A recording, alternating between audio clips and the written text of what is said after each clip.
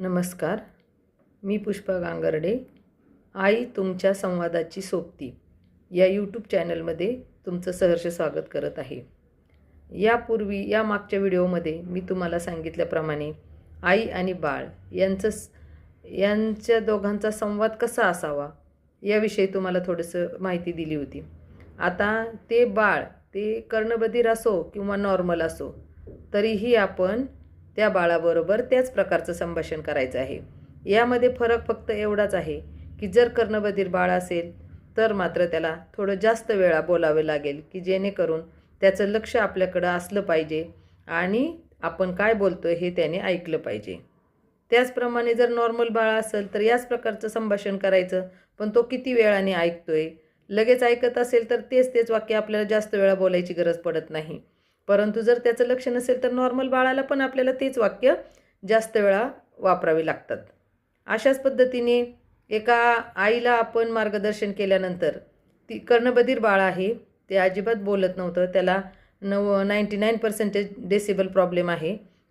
परंतु त्याचे आई आणि वडील दोघंही घरामध्ये संगोपन करताना मी दिलेल्या मार्गदर्शनाप्रमाणे त्या बाळाबरोबर संभाषण करत आहेत आणि त्या संभाषणातूनच तो आता 1 ते 2 वाक्यांमध्ये बोलायला लागलेला आहे.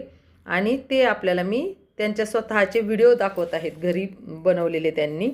ते तुम्ही पहा आणि पहा की आपण जर मुलांच्या बरोबर अशा प्रकारे संभाषण केलं तर त्यांच्या जीवनामध्ये किती मोठा बदल घडून येऊ शकतो.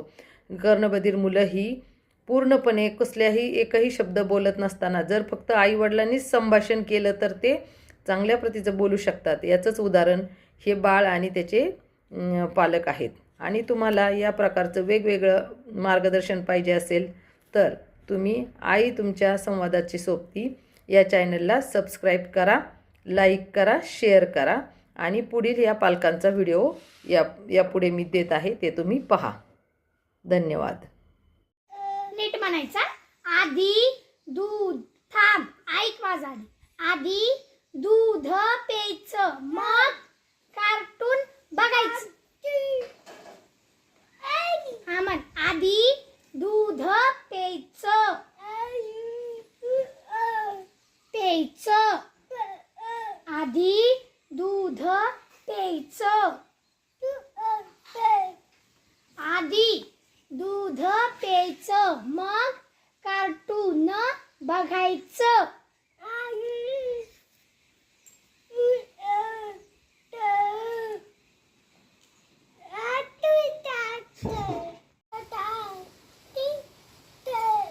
मला बिस्किट दे.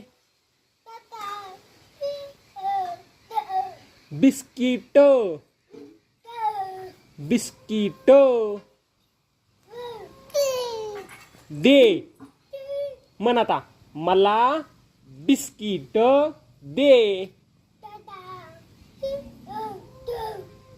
मला कार्टून बघायचं.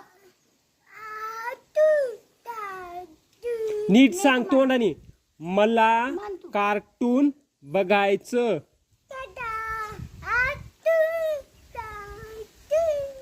मला कार्टून बघायचं. कार्टून बघायचं. आता नीट म्हण, परत एकदा म्हण.